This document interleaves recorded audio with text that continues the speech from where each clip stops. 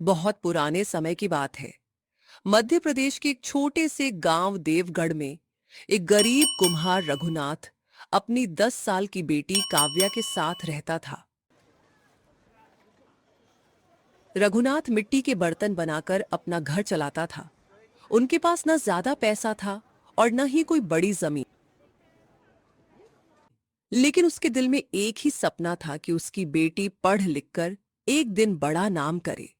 काव्या बहुत समझदार और मेहनती लड़की थी। वह अपने पिता का हर काम में हाथ बंटाती थी। हर सुबह सूरज निकलने से पहले रघुनाथ उठ जाता था। काव्या बेटा, उठ जाओ। देखो, सुबह हो गई। तुम्हें स्कूल भी जाना है। पिताजी, आप रोज इतनी जल्दी कैसे उठ जाते हो? आप थकते नहीं हो क्या? रघुनाथ मुस्कुराकर बोलता, मेहनत करने वाले लोग थकते नहीं बेटा, क्योंकि उनके सपने उन्हें चलते रहते हैं। काव्या अपने पिता की ये बात हमेशा याद रखती थी। लेकिन एक दिन उनकी जिंदगी में ऐसा मोड़ आया जिसने सब कुछ बदल दिया। एक शाम रघुनाथ बाजार से वापस आ रहा था। उसके हाथ में मिट्टी के कुछ बर्तन थे। रास्ते में उसने देखा कि एक बूढ़ा आदमी सड़क के किनारे गिरा हुआ है। गांव के लोग वहां से गुजर रहे थे, लेकिन कोई उसकी मदद नहीं कर रहा था। अरे, ये तो कोई बाहर का आदमी लगता है। क्या पता कौन है। हम क्यों मुसीबत मोल लें। लोग अपना रास्ता बदलकर चले गए, लेकिन रघुनाथ रुक गया। उसने बूढ़े आदमी को उठाया। बाबा, आप ठीक हैं? आपको चोट तो नहीं लगी? बूढ़े आदमी ने धीरे से आंखें खोली। बेटा, मुझे बहुत कमजोरी लग रही है। रघुनाथ उसे अपने घर ले गया। काव्या ने जब देखा तो हैरान हो गई। पिताजी, ये कौन है? बेटा, ये मुसीबत में है। जब किसी को हमारी जरूरत हो तो उसकी मदद करनी चाहिए। काव्या ने तुरंत पानी दिया और खाना बनाने लगी।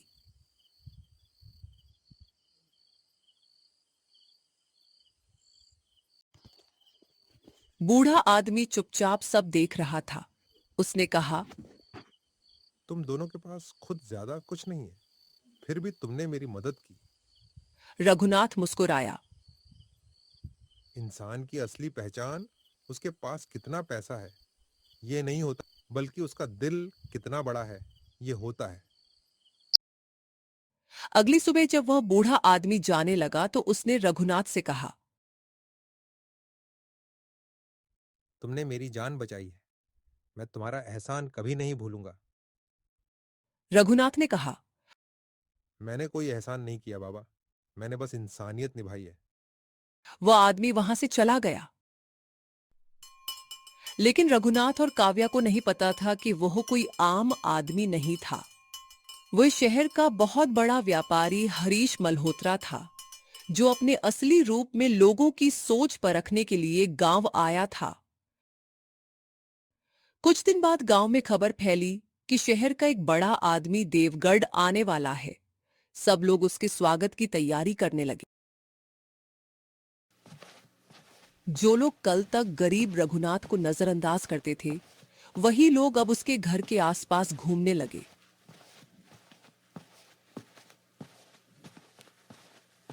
लेकिन रघुनाथ को कुछ समझ नहीं आ रहा था। तभी एक दिन हरीश मल्होत्रा दोबारा रघुनाथ के घर आया और उसने सबके सामने एक ऐसी बात कही जिससे पूरा गांव हैरान रह गया। हरीश मल्होत्रा को देखकर पूरा गांव हैरान था। गांव के लोग सोच रहे थे कि आखिर शहर का इतना बड़ा आदमी एक गरीब कुम्हार रघुनाथ के घर क्यों आया है। गांव का मुखिया आगे बढ़ा और बोला, हरीश जी, आप हमारे गांव में आए, यह हमारे लिए बहुत गर्व की बात है। लेकिन आप इस गरीब आदमी के घर क्यों आए हैं? हरीश मल्होत्रा ने मुस्कुराते हुए रघुनाथ की तरफ देखा। मैं इस आदमी से मिलने आया हूं क्योंकि इसने वह काम किया है जो आजकल बड़े-बड़े अमीर लोग भी नहीं करते। सब लोग हैरान हो गए। कैसा काम? हरीश जी बोले, कुछ दिन पहले मैं इसी गांव की सड़क पर बीमार पड़ा था। बहुत लोग मेरे पास से गुजरे, लेकिन किसी ने मेरी मदद नहीं की। सब लोग चुप हो गए। लेकिन रघुनाथ ने बिना यह सोचे कि मैं कौन हूं, मेरी मदद की। उसके पास खुद ज्यादा पैसे नहीं थे, फिर भी उसने मुझे अपने घर में जगह दी और खाना खिलाया। गांव वाले एक दूसरे का चेहरा देखने लगे। हरीश जी ने कहा, इंसान की अमीरी उसके घर और पैसों से नहीं होती, उसकी अमीरी उसके दिल से होती है। यह सुनकर काव्या के चेहरे पर गर्व की मुस्कान आ गई। लेकिन गांव के कुछ लोगों को यह बात पसंद नहीं आई। उनमें से एक आदमी भोला सेठ था, जो गांव का सबसे बड़ा दुकानदार था। उसने धीरे से कहा, बस इतनी सी बात के लिए इतना सम्मान? हम भी तो रोज लोगों की मदद करते हैं। हरीश जी ने उसकी तरफ देखा। मदद वह नहीं होती जो दिखाने के लिए की जाए, मदद वो होती है जो बिना किसी उम्मीद के की जाए। भोला सेठ चुप हो गया। फिर हरीश मल्होत्रा ने रघुनाथ से कहा। मैं तुम्हारे लिए कुछ करना चाहता हूं। रघुनाथ ने हाथ जोड़ दिए। नहीं साहब, मुझे कुछ नहीं चाहिए। भगवान ने मुझे एक बेटी दी है, वही मेरी सबसे बड़ी दौलत है। हरीश जी काव्या की तरफ देखकर बोले। यह लड़की पढ़ती है? रघुनाथ की आंखों में हल्का सा दुख आ गया। हाँ साहब, पढ़ती तो है, लेकिन मुश्किल यह है कि गांव में स्कूल बहुत दूर है। कभी कभी पैसे ना होने की वजह से इसकी पढ़ाई रुक जाती है। काव्या चुपचाप खड़ी थी। उसका सपना था कि वो बड़ी होकर एक टीचर बने और गांव के बच्चों को पढ़ाए। हरीश जी ने काव्या से पूछा। बेटा, तुम बड़ी होकर क्या बनना चाहती हो? काव्या ने धीरे से जवाब दिया। मैं टीचर बनना चाहती हूँ। मैं चाहती हूँ कि मेरे गांव का कोई भी बच्चा सिर्फ गरीबी की वजह से पढ़ाई न छोड़े। हरीश जी ये सुनकर बहुत प्रभावित हुए। उन्होंने कहा। कल से तुम्हारी पढ़ाई की जिम्मेदारी मेरी। रघुनाथ हैरान रह गया। नहीं साहब, मैं आप पर बोझ नहीं डालना चाहता। हरीश जी मुस्कुराए। ये बोझ नहीं है रघुनाथ, ये एक अच्छे सपने में मेरा योगदान है। उस दिन के बाद काव्या की जिंदगी बदलने लगी। हरीश जी ने उसके लिए किताबें भेजी और शहर के अच्छे स्कूल में प्रवेश करवा दिया। लेकिन ये बात गांव के कुछ लोगों को बिल्कुल पसंद नहीं आई। भोला सेठ और कुछ और लोग बोले। एक गरीब कुम्हार की बेटी शहर में पढ़ने जाएगी, कल को ये हमसे आगे निकल जाएगी। भोला सेठ के मन में जलन पैदा हो गई। इस लड़की की पढ़ाई रुकवानी पड़ेगी, वरना एक दिन ये पूरे गांव का नाम बदल देगी। उधर काव्या अपनी पढ़ाई के लिए शहर जाने की तैयारी कर रही थी। जाने से पहले उसने अपने पिता से कहा। पिताजी, मैं वापस जरूर आऊंगी और एक दिन इस गांव के हर बच्चे को पढ़ने का मौका दूंगी। रघुनाथ की आंखों में आंसू आ गए। बेटा, बस इतना याद रखना, इंसान बड़ा अपनी सोच से बनता है, पैसों से नहीं। काव्या शहर के लिए निकल गई।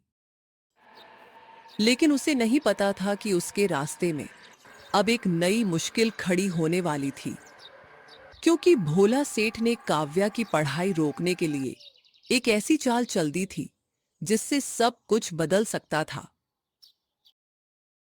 काव्या अब शहर के बड़े स्कूल में पढ़ने लगी थी। शुरू शुरू में उसके लिए सब कुछ बहुत अलग था।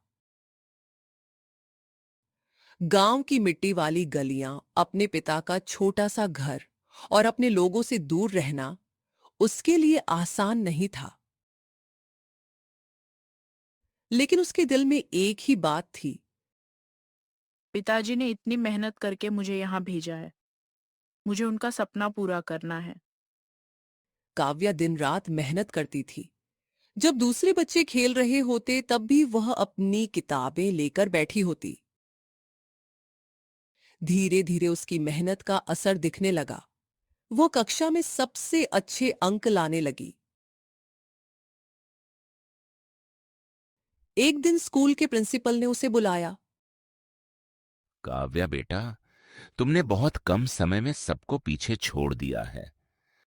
तुम्हारी लगन देखकर हमें गर्व होता है। काव्या ने मुस्कुराकर कहा, मास्टर जी, ये सब मेरे पिताजी की वजह से है। उन्होंने मुझे सिखाया है कि मेहनत करने वाले कभी हारते नहीं। लेकिन दूसरी तरफ गांव में कुछ और ही चल रहा था। भोला सेठ को काव्या की तरक्की बिल्कुल पसंद नहीं आ रही थी। उसने सोचा, अगर काव्या ऐसे ही आगे बढ़ती रही तो एक दिन पूरा गांव उसकी मिसाल देगा। फिर लोग समझेंगे कि गरीब भी बड़े सपने देख सकते हैं। उसने एक चाल चलने का फैसला किया। भोला सेठ हरीश मल्होत्रा के पास गया।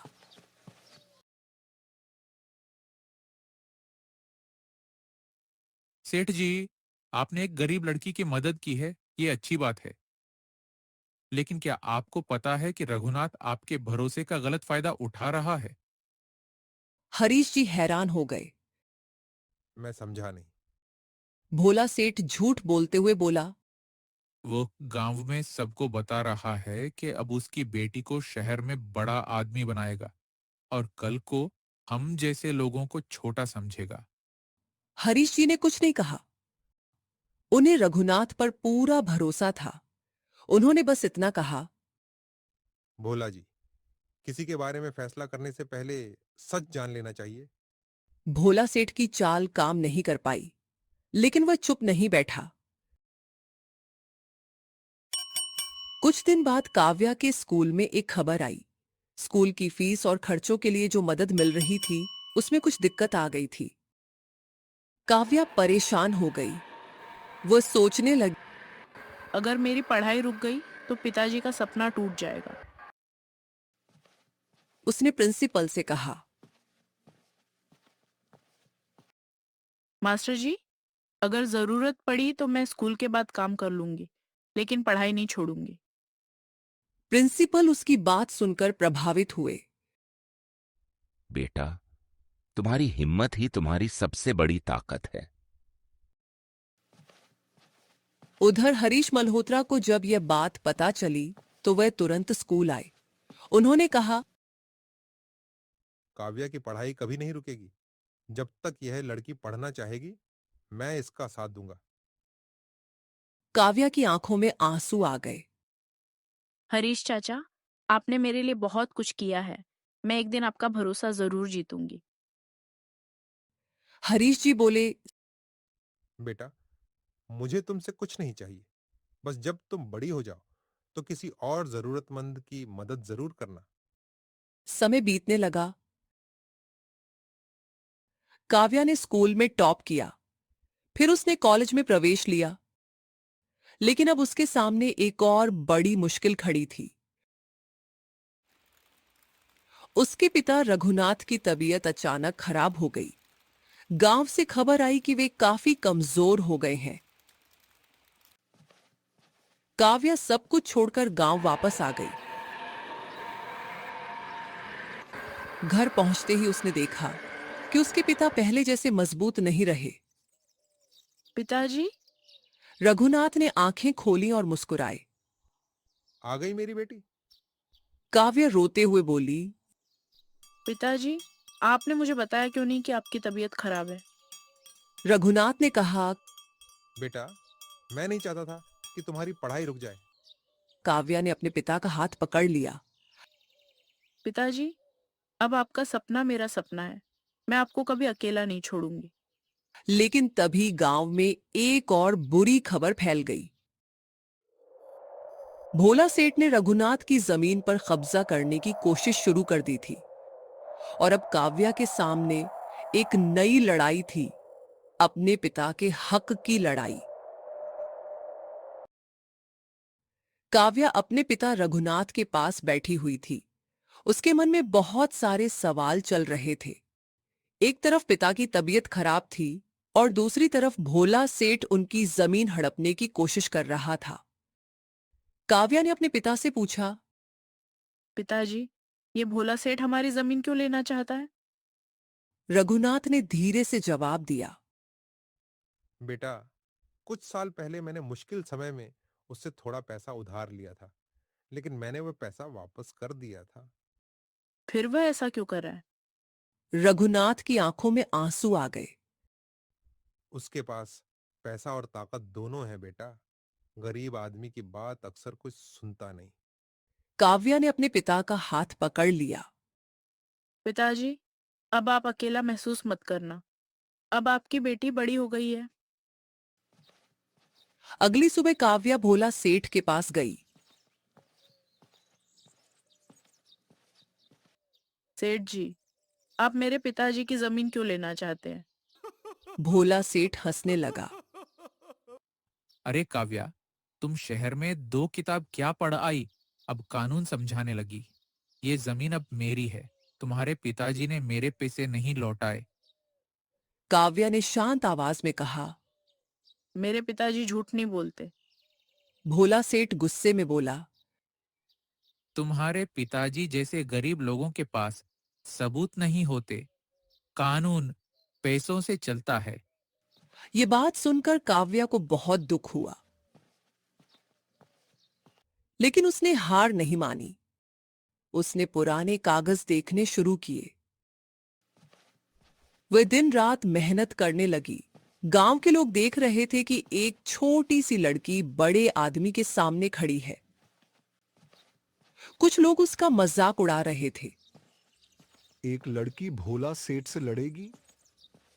इसका कुछ नहीं हो सकता। लेकिन कुछ लोग काव्या का हौसला बढ़ा रहे थे। वही बूढ़ी औरत जिसे रघुनाथ ने कभी मिट्टी के बर्तन दिए थे, बोली, बेटा, सच की लड़ाई में वक्त लगता है, लेकिन जीत हमेशा सच की होती है। काव्या ने पुराने कागजों को ध्यान से देखा। तभी उसे एक पुरानी रसीद मिली। उस रसीद पर भोला सेठ के हस्ताक्षर थे, जिसमें साफ लिखा था कि रघुनाथ ने अपना कर्ज पूरा चुका दिया है। अब सच सबके सामने आएगा। वो सीधा गांव के पंचायत घर पहुंची। वहां भोला सेठ भी बैठा था। काव्या ने सबके सामने कहा, भोला सेठ जी कह रहे हैं कि मेरे पिताजी ने उनका पैसा नहीं लौटाया, लेकिन ये देखिए सबूत। उसने वे रसीद सबको दिखाई। गांव वाले हैरान रह गए। भोला सेठ का चेहरा बदल गया। ये ये झूठ है। काव्या बोली, झूठ नहीं सेठ जी, ये वही कागज है जिस पर आपके खुद के हस्ताक्षर हैं। पंचायत के बुजुर्ग ने कागज देखा।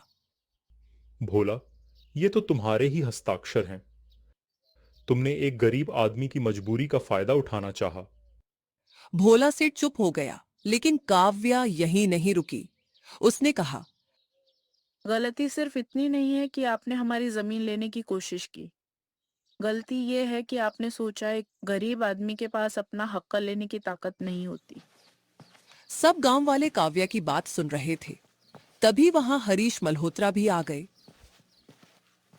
उन्होंने कहा, काव्या ने बिल्कुल सही कहा। गरीबी किसी इंसान की कमजोरी नहीं होती। भोला सेठ हैरान था। हरीश जी, आप यहाँ? हरीश जी बोले, मैं देखना चाहता था कि जिस लड़की में इतनी हिम्मत है, वह मुश्किल वक्त में क्या करती है। काव्या ने मुस्कुराकर कहा, हरीश चाचा, आपने मुझे सिखाया था कि मदद सिर्फ पैसों से नहीं होती। कभी कभी किसी को हिम्मत देना भी सबसे बड़ी मदद होती है।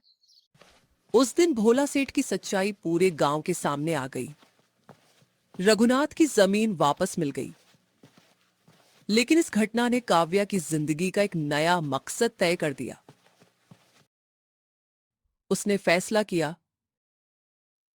मैं बड़ी होकर कानून की पढ़ाई करूंगी, ताकि किसी गरीब को सिर्फ इसलिए हार न माननी पड़े क्योंकि उसके पास पैसा नहीं है। हरीश जी ने कहा, बेटा, अब तुम सिर्फ रघुनाथ की बेटी नहीं हो, तुम उन सब लोगों की आवाज बनोगी जिनके पास अपना हक्का मांगने की हिम्मत नहीं होती। समय गुजरता गया। काव्या ने कानून की पढ़ाई शुरू कर दी, लेकिन उसके रास्ते में अभी एक और बड़ी परीक्षा बाकी थी, क्योंकि एक दिन उसके सामने ऐसा केस आने वाला था जो उसकी पूरी जिंदगी बदल देगा। समय अपनी रफ्तार से आगे बढ़ता गया। काव्या ने अपने पिता रघुनाथ का सपना पूरा करने के लिए दिन रात मेहनत की। अब वह छोटी सी गांव की लड़की नहीं रही थी। वे कानून की पढ़ाई पूरी करके एक मशहूर वकील बन चुकी थी। लोग अब उसे इज्जत से एडवोकेट काव्या रघुनाथ के नाम से जानते थे। लेकिन इतनी कामयाबी के बाद भी काव्या अपने गांव और अपने पिता को कभी नहीं भूली। एक दिन वह अपने गांव देवगढ़ वापस आई। जब गांव के लोगों को पता चला कि वही गरीब कुम्हार की बेटी आज इतनी बड़ी वकील बन गई है, तो सब हैरान रह गए। वही लोग जो कभी उसका मजाक उड़ाते थे, आज उसकी तारीफ कर रहे थे। एक बुजुर्ग आदमी बोला, काव्या बेटा, हमने कभी नहीं सोचा था कि एक छोटे से घर की लड़की इतना बड़ा नाम करेगी। काव्या मुस्कुराई और बोली, ये मेरी नहीं, मेरे पिताजी की जीत है। उन्होंने मुझे सिखाया था कि गरीबी इंसान को छोटा नहीं बनाती, छोटी सोच इंसान को छोटा बनाती है। अब काव्या ने फैसला किया कि वह अपने गांव के लोगों के लिए कुछ करेगी।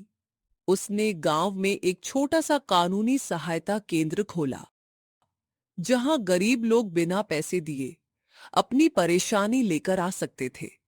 कोई अपनी जमीन का मामला लेकर आता, कोई अपने हक की लड़ाई लेकर आता, और काव्या सबकी मदद करती। एक दिन एक गरीब आदमी उसके पास आया। बेटी, मेरे पास वकील करने के पैसे नहीं है। मेरे साथ बहुत गलत हुआ है। काव्या ने कहा, चिंता मत करो काका, जब तक सच आपके साथ है आपको डरने की जरूरत नहीं।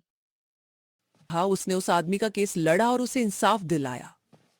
धीरे धीरे पूरे इलाके में काव्या का नाम फैल गया। एक दिन हरीश मल्होत्रा भी उससे मिलने आए। उन्होंने कहा, काव्या, मुझे याद है वह दिन जब तुम एक छोटी सी लड़की थी और अपने पिता के साथ मिट्टी के घर में रहती थी। उस दिन मैंने तुम्हारे अंदर एक अलग ही हिम्मत देखी थी। काव्या ने कहा, हरीश चाचा, अगर उस दिन आपने मेरा साथ नहीं दिया होता तो शायद मैं यहाँ तक नहीं पहुंच पाती। हरीश जी मुस्कुराकर बोले, नहीं बेटा, मैंने सिर्फ एक मौका दिया था। सफलता तुम्हारी मेहनत ने दिलाई है। कुछ साल बाद काव्या ने अपने गांव में एक बड़ा स्कूल भी बनवाया। उस स्कूल का नाम उसने रखा। रघुनाथ विद्या मंदिर। जब उसने स्कूल का उद्घाटन किया तो उसके पिता रघुनाथ की आंखों में आंसू आ गए। बेटा, आज तूने मेरा सपना पूरा कर दिया। काव्या ने अपने पिता के पैर छुए।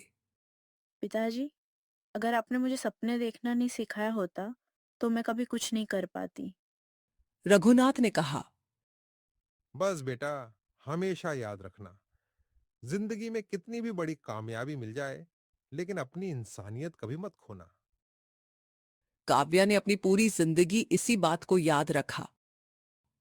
उसने बहुत से गरीब बच्चों की मदद की, बहुत से लोगों को उनका हक दिलाया, और सबसे बड़ी बात, उसने सबको ये सिखा दिया कि किसी इंसान की पहचान उसके कपड़ों, घर या पैसों से नहीं होती। उसकी पहचान उसके दिल और उसके कर्मों से होती है। इस बात से हमें यह सीख मिलती है कि कभी किसी को गरीब समझकर उसकी कीमत कम मत समझो, क्योंकि एक छोटा सा दिया भी अंधेरे को रोशन कर सकता है।